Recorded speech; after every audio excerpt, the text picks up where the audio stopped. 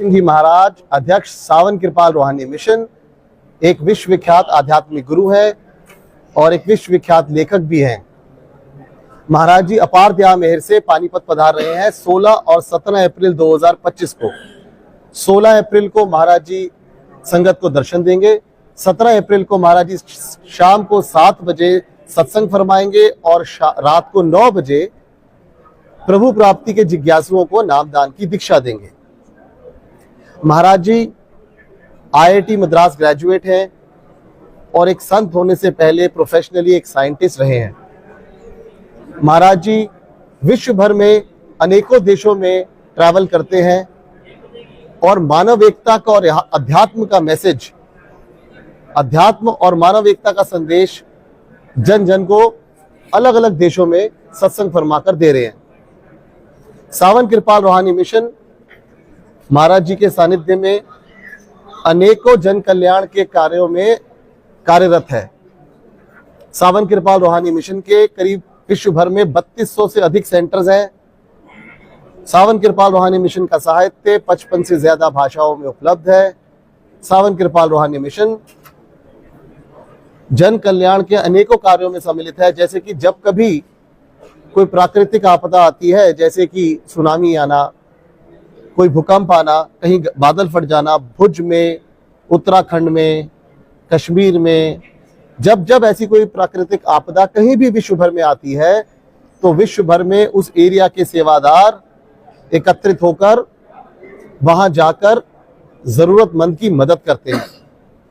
इसके अलावा फ्री आई cataract operation के द्वारा हजारों लोगों के ऑपरेशन हर साल फ्री में कराए जाते हैं मिशन द्वारा। मिशन द्वारा अनेकों रक्तदान शिविर लगाए जाते हैं देश के विभिन्न भागों में। उसके अलावा वस्त्र वितरण समारोह किया जाता है जिसमें कि वे लोग जिनके पास वस्त्रों की कमी है या किसी प्रकार से वे कुछ चीजें अफोर्ड नहीं कर सकते तो उन्हें वस्त्र वितरण के माध्यम से फ्री कपड़े उपलब्ध कराए जाते हैं। स्थापना कब हुई थी और पानीपत में सत्संग कितने साल बाद? मिशन की स्थापना, सावन कृपाल रूहानी मिशन की स्थापना 1974 में हुई और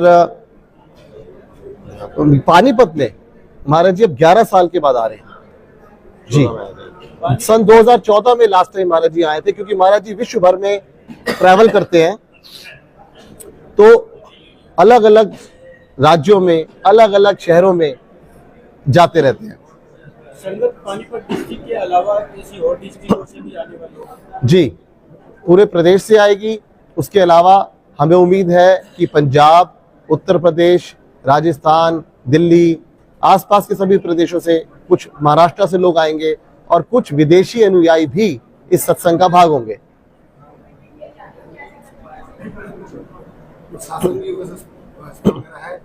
प्रशासन से पूरा सहयोग मिला है। मिशन ने ये सुनिश्चित किया है कि सारी प्रशासन की सारी परमिशंस ली जाएं और प्रशासन का पूरा सहयोग मिशन को इस वक्त मिल रहा है।